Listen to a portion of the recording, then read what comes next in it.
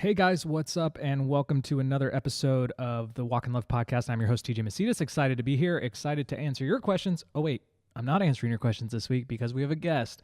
My friend and fellow entrepreneur, Stephen Rose, will be joining us. He is the founder and CEO of the Peach Truck, a very, very cool business based out of Nashville, Tennessee. So we'll be talking to him in a moment. But like always, we like to get into some trending stories first. And so nothing is trending more than the Olympics. Dun, dun, dun, dun, dun, dun, dun, dun, dun. I don't know. That's not the Olympic song.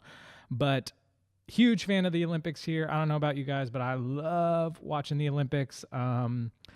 Yeah, I'm just a big sucker for them. I'm USA all the way, rooting and cheering and, getting super emotional when they tell stories about the athletes and their parents. And I'm just like,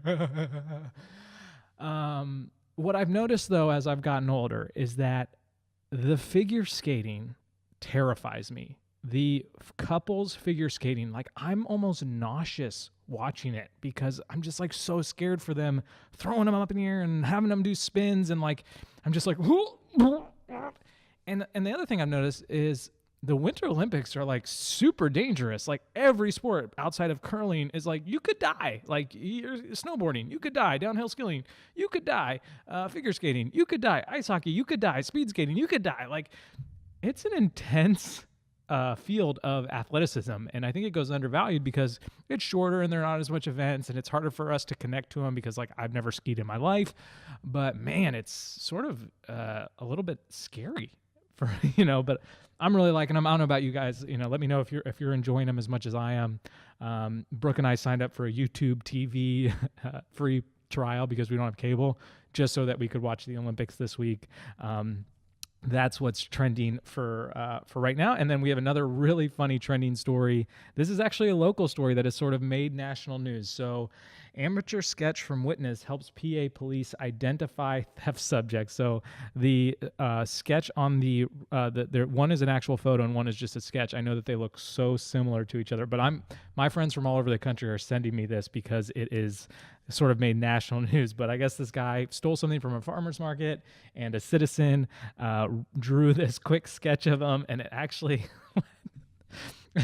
helped led to his arrest. I mean, just look at that. Look at that brilliant sketch. Looks just like him. That's amazing. That's just such a good story. I think stuff like that happens is so funny. But yeah, Lancaster making the national news, which is always really funny. Trending for me right now is the fact that there's a new Dashboard Confessional album. If you're like me and you were a 2000, you were graduating in the 2000s, there's a chance that Dashboard Confessional played a very real, serious role in your life. But just released a new album, and even if it was bad, it's not bad, it's really good. But even if it was bad, I think the nostalgia of hearing him sing would overpower anything. And I understand why some of these like rock stars who are like in their 70s and they still perform to sold out crowds, even though they can barely move. I understand why people buy the tickets because it's just this nostalgia that you like lock into and you're just like, this is so amazing. He's back, But yeah, I remember listening to Dashboard as an emo kid in late high school with the swoopy hair and a little lip ring. And, that was my life for a while. But yeah, Dashboard album, would definitely recommend it to you if you guys haven't listened to it. It's really good. Trending here at Walk in Love, we have a brand new tea of the week. So every Monday at 10 a.m., we release a new tea of the week. This week's tea is the It Is Well With My Soul denim colored slub wash tee. Really cool texture to the t-shirt, very soft as always, but really cool design. I designed this one actually, so I really like it. But yeah, they're limited edition, and when they're gone, they're gone. Also at Walk in Love, we have a huge sale still happening. We're sort of clearing out our inventory from last year, so we're having a really great sale. We have t-shirts as low as $10. And we also have a bunch of sweatshirts on sale for 50% off.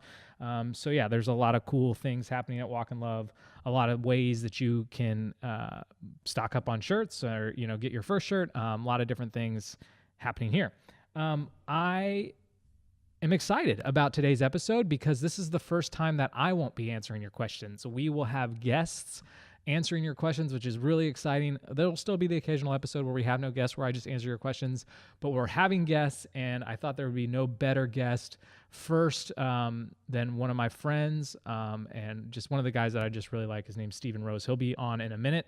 But yeah, we're sort of changing the Walk in Love Weekly format a little bit. We're always adjusting, always trying to find out what you guys want, what you guys like. And so we'd love to hear from you. We'd love to know what type of guests you want, whether it be musicians, artists, entrepreneurs, etc. Upcoming, we have Trey Burton. He's a Philadelphia Eagle, just won a Super Bowl. We have Laura Casey, who's an author and just generally amazing at everything she does. We also have, I know I'm forgetting one, Kelly Moore from Kelly Moore Bag, very, very successful camera bag company. She's the CEO, founder, creator, etc. So we're hoping to bring you guys a lot of fresh content, a lot of new content with great guests that will give you insight into what they do and how they do it. So if you have any suggestions, please leave them in the comments below. Otherwise, we will be back right after this with our very first interviewed guest on the Walk in Love podcast. So the commercial is just me talking about something else. We have something very exciting happening at Walk in Love. We recently posted a job application for a content creator and got applications from all over the country. And so that started getting us thinking about all the great people that we miss out on working with because we're based in Manheim, Pennsylvania. So what we're releasing today is walkinlovecontent.com, a place where you can be hired by Walk in Love to create content for us. Basically what you'll do is you'll go there and you'll see a bunch of teas that we're releasing soon. You'll apply to create content for those teas. You'll turn in that content, which we have the requirements on the site, and then we will pay you, and that'll be that. So we want to, so if you're a photographer or you can take a really great picture, that's primarily what we're looking for. You can apply at walkinlovecontent.com, and yeah, that's the end of this commercial. All right, everybody, welcome back. I'm excited to have my first guest on the Walk in Love podcast ever. He is a good friend of mine. His name is Stephen Rose. He is the CEO of a very successful business out of Nashville called The Peach Truck. They have been featured in Food and Wine magazine, Huffington Post, Southern Living. They were started in 2012 with his wife, Jessica. Stephen also has 3 kids, and I think he's one of the funniest guys I know. He's one of those guys that can almost say anything, and I find it funny. So we'd like to welcome Stephen to the podcast. Stephen, what's up? What's up, man? Good to be with you on the first ever Walk in Love podcast. It's an honor. Yeah, well, it's not the first ever podcast. You're just the first guest, so don't get ahead of yourself. First guest ever on the Walk in Love podcast. How are you, man? I'm great. Good. I didn't really sleep much last night. You mentioned the 3 kids. Yep. That has something to do with it. So yeah, we were just talking before we started that I just jumped from 1 to 2 kids, which you have no idea what that's like because you jumped from 1 to 3 kids. Right. I've heard the 1 to 2 is hard. It's hard, but it's nothing quite like the 1 to 3. So yeah, how old are your kids? You got a girl. I have a 3-year-old girl named Florence. Yep. We have twin 1-year-olds named Wyatt and Rainier. They're boys. And you're just exhausted. It's just chaos. But yeah, here we are. We're alive. We do an off season. We sell Georgia peaches. Right. And so there's a natural off season where we don't have anything to do. And I could not wait for work to start back because that sounded like a vacation from being home with the kids. I remember my mom used to say that because she was a flight attendant, and so she would go on trips and like have a hotel room by herself and feel like, oh man, that's a vacation. I mean, doesn't that sound amazing? That sounds amazing. Like sleeping in a dark room by yourself. No one touching you. I remember I got to fly one time. Brooke and I flew together, but she got the 2 seats, one next to June. And I was like in the back row, in the middle seat. And I was like, this is the best trip I've ever been on right now. Just quiet. I got my headphones on, watching whatever I want. That's magic. But anyways, yeah, we're excited to have you, Stephen. And we have some questions for you from our audience. So we're going to get right into those. From @MaryMags_2 is what inspired you to start the Peach Truck business? And I think our audience would be interested in sort of hearing some background and just a little bit of the story about the Peach Truck. So I grew up in this little town called Fort Valley, Georgia, which is right in the middle of the state of Georgia. And all Georgia peaches are grown within like a 30-mile radius of this town. So I grew up getting to eat peaches right off the tree in the summertime, thinking, this is always how peaches taste. And that's the most southern sentence I've ever heard. I grew up just eating peaches right off the tree. I don't sound that crazy, do I? No, you don't. So yeah, I moved to Nashville in 2010. and we're, you know, a state away from the farm, and just literally it was 2 summers in a row of going to farmers markets, going to roadside stands, grocery stores, and there I just couldn't find a good peach. So Terrible. we, yeah, I was about to get married. Took my wife down to the farm to like introduce her to everybody Uh-huh. down there, and she fell in love with it. Had her first peach right off the tree, Right on the tree. and just this thing clicked in us of like, oh my gosh, It makes maybe sense. I'm just nostalgic for Georgia Right. peaches. Maybe, you know, this wouldn't work, but we should try to bring these peaches to Nashville, set up and sell them out of the back. I had this old, I'd still have it, this '64 Jeep Gladiator that is the peach truck. Right. So we did it. We got 32 boxes of peaches, brought them up, set up in front of this denim boutique called Imogene and Willie in a cool neighborhood in Nashville, and sold peaches. That's awesome. And people loved them. Right. And Like so anytime I meet someone from Nashville, I'm like, oh, my friend owns a business in Nashville that's pretty successful. And they kind of give me this look like, oh, yeah, right. You know, whatever. And I'm like, it's the Peach Truck. Have you ever heard of it? And they're like, oh my gosh. Yes, I actually have heard of that. I love their peaches. that's sweet. I mean, yeah, and we're blown away because, you know, the farm picks the perfect peach, and if we don't bring it to Nashville and sell it within a couple of days, it's going to turn that mealy, nasty, flavorless peach that people are used to from grocery Right. stores. So we always say they do 95% of the work. It's just our job to get it over the goal line. Right. And so, anyways, it's an amazing thing though how different peaches are when you taste them fresh. Yeah.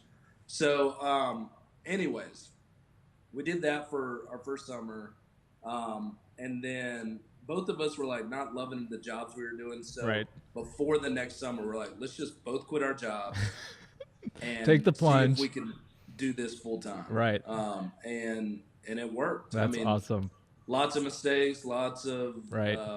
screwing up, but we made a profit, and there we were. Right. So, It's like you anyways. see all these, you know, direct to consumer, you know, companies out there like these mattresses. Cut out the Right. middleman and we'll send you the mattress. And you're Right, like right. essentially doing that with peaches, which is like almost unheard of. Like you think that there would be this whole process where you have to like keep them safe and, you know, and then for you guys to shift to even selling them online is just so cool. You know, that anybody, you don't have to live in Nashville, you don't have to live in the surrounding area. You can get fresh Georgia peaches anywhere right off the tree. Yeah, it's kind awesome. of magical. I mean, yeah, you know, growing up, only us in Port Valley could taste what the peaches should Right. taste like. And then to take that, you know, now no matter where you are in the country, you can get fresh Georgia peaches I right know. off the tree. I am a annual consumer, and I just like every time I get one, I'm just like, this is just better. Like it kind of blows me away. I'm like, this is just better. You know, it's awesome. So question 2 we have from @JazzMinic. What advice would you give to someone who wants to open/start a new business? So Walk in Love has a lot of fans that are budding entrepreneurs or have been inspired by what we do, photographers, graphic designers. There's a lot of people out there that look to Walk in Love for some inspiration in terms of business. I get a lot of questions about that. So so speak to that. What advice would you give to someone who wants to start or open a new You know, business? it's kind of combined. Like, I'm sure you take these meetings too, where you sit down with somebody and they They want to pick your brain. want to pick your brain, and they're thinking about doing this thing, and then 3 years later, you're like, I never saw that. Like, did that ever happen? Right. And no, like, so taking the first step, like, I feel like people focus on like, well, I got to get my LLC registered, Right. and I need Yep. to do this Yep. and this, and make sure my logo is awesome. It's like, well, just go see if people like what Right, yeah. you're offering. Give If it you're- away to somebody Right. and say, do you like this? If your product's bad and your logo's good, it doesn't matter. Right, right. And so take the first step and like give your product away and see if people Right. like it, and then combine with that, you could turn your dream into something into a freaking disaster if you try to quit your job too early. Right, yep. And put all the pressure on. Right, You know. yeah. You want to kind of balance that Mm-hmm. of like hustle on nights and weekends. Right. Go really hustle your dream, but don't put all the pressure on it right away Right. to provide you with a living. Right, because even here with what we're doing with supply, like I find myself, I'm doing my full-time job of running Walk in Love, and then on Which weekend, pays the bills. which pays my bills, and then on the weekends here, we had a Sweet 16 party here this weekend, and I'm literally scraping gum off the floor because 16-year-olds are savages, and it's like I wouldn't quit what I'm doing at Walk in Love just to do supply because it's not ready, and Right. yeah, Right. that's really good. Yeah, for sure. So at Jenna, Carly wants to know what has been the most rewarding thing about running your business. Um, Man, there's a lot that's rewarding about running our business. When we started it, we wanted freedom. I was working a normal 9 to 5, going to the office every Mm-hmm. day. We didn't have kids yet, but I can't imagine, saying bye to Florence and the boys Right. early in the morning and then seeing them right before bedtime, Right. 5 days a week. Yep. And so during the summer, I mean, we are hustling. It's crazy. It's Right. 7 days a Yep. week, but we get this freedom on the back end of it where I am very active and involved in Right. my kids' day-to-day life. And then the other part that I'm just loving is being able to provide this dream that I had to other people. Like, we didn't get beyond ourselves when we started. It Right. was like, we want freedom. And then hiring people and Right. bringing them along Yep. in that journey and providing them an income to where they can have that freedom as well has been super rewarding. Right. To do that. Yeah, I get the question a lot. How do you balance work and life? And you just hit on it right there. Is like, peach season. You're crazy. You're busy. It's all There in. is no balance. Yeah, yeah. But you balance it with the off season, and that's what I Right, tell people right. a lot of times. Is like, you don't balance 24 hours. That's impossible. Right. Because there's just literally it's just impossible. And so like, Right. like I'm in a busy season of life of doing basically 2 full-time jobs. Yeah. But I know that this will pass, and I'll be able to balance this with some really great vacations and some really great time with my family and days off Yep. here and there. And so that's really good. My wife, Brooke, wants to know Yep. how many peaches do you eat in a season? Or is it just too many to count? The answer is not enough. One of my favorite things about living in Nashville is all our favorite restaurants use our pizzas on their Oh menu. man, that's So, awesome. I know it's the best. So So going if someone's in, coming to Nashville, where are the 3 places or 2 places you're telling them to go? City House that was our very first person to ever buy peaches from us for their menu. That's awesome. And Tandy Wilson just won 2 years ago Best Chef Southeast. Oh yeah, no big deal. No big deal. Yeah. But I mean, he does a peach pizza. His pastry chef does stuff. His pork sausage always has peaches on it during the summer. I mean, it's just phenomenal. That's awesome. Margot's another fantastic restaurant, French restaurant in town that uses a ton of peaches. Yeah. Email me at steven@thepeachtruck.com and I'll send you You'll my just list. send you a list. And Brooke went on a trip to Nashville with a bunch of girlfriends, and Yes. she wrote a whole blog post. She's got a bunch of things going on there. And the last question for you, Steven, is people want to know how and Annika C. Nauman wants to know, how do you support your business when it isn't peach season? And I remember getting this question a lot being a wedding photographer when we used to do that. It's Right. like, I'll let you speak to it, but you just have to be smart. Yeah, it's called knowing peach season's going to end and saving for a rainy day. Yeah. Last year, we lost 85% of our crop. Right. And so it was a super down year. Peach season normally 12 weeks. It was only 7. And in those 7 weeks, like, we couldn't pick the number of peaches we needed. Right. So turning a lot of customers away, it was Right. just kind of brutal. Because But- you want a cold winter, right? We want a cold winter. Right. And we're getting it Yes. right now. We're so happy. Yep. But that being said, it's when we started, it was like, all right, when we have a good year, we have to act like it wasn't a very good year. Right. And, Yep. And that, last year really, really wasn't fun, but we showed ourselves that we can get through a time Right. like that, Yep. and we'll be fine. Yeah. So it was kind of like we look back fondly on last year. Right.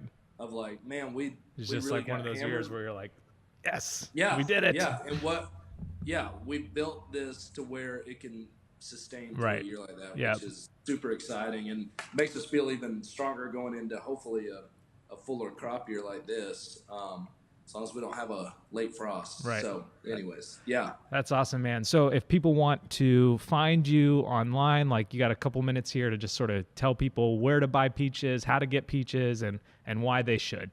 Yeah, there's a few different ways. So here in Nashville, we're 7 days a week at farmers markets and roadside stands. And that's from mid-May to mid-August. We do a tour across Tennessee, Kentucky, Ohio, Indiana, Pennsylvania. Right, but not our part of Pennsylvania, which I'm a little bitter about. I'm trying to forgive you, but it's hard. There's a lot of Amish land we have to cover to get to you. Maybe someday. Someday. I mean, why not? But yeah, so we do a tour, go to a lot of small towns all over that area, and then we ship nationwide. All of this information is at thepeachstruck.com, and we're The Peach Truck on all the socials. What's your favorite social for people to follow you? I mean, Instagram's just pretty pictures of peaches. Yep. And can't go wrong with that. Any other products that you guys have coming up? I know that you did a jam. Yeah, we have a peach jam that we devoured in our house. Isn't it amazing? It didn't last long. I need to send you some more. Awesome. Yes, absolutely. We're testing some other flavors of that. Hopefully that could be released this summer. And yeah, peach jam's where we're at right now. We're always keeping our eyes open for another product, though. Awesome. Well, Steven, thank you. Thank you so much for being my very first guest. Appreciate you, man, and excited to see how your business grows and DJ, what you got coming out. Always blown away by what you've built. It's unbelievable. Cool, man. Love you. See ya. Love you, dude. Bye. Well, that was Steven Rose from The Peach Truck. You can find them at thepeachtruck.com or at thepeachtruck on Instagram. So thankful for that guy and what he has, what he's built and what he's done.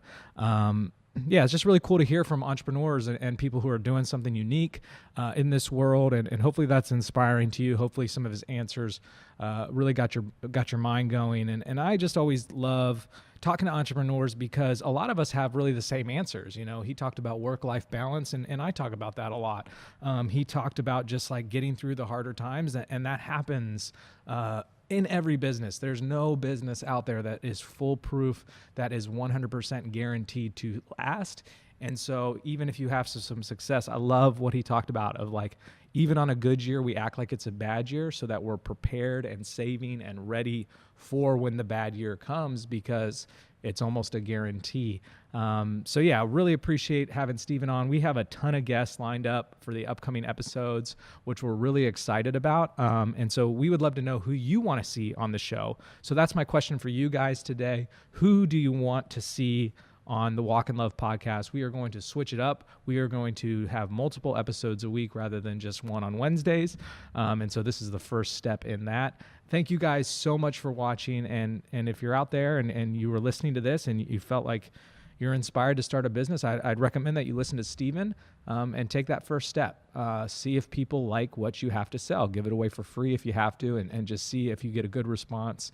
Because it doesn't matter if you have all your logos and LLC and branding and all that stuff in place if people don't like your product. So that would be my advice to you if you're looking to start something cool and something new. And then hopefully if it hits, you can be a guest on this podcast. Guys, thanks so much for watching. Hope you guys have a great day. See you next time.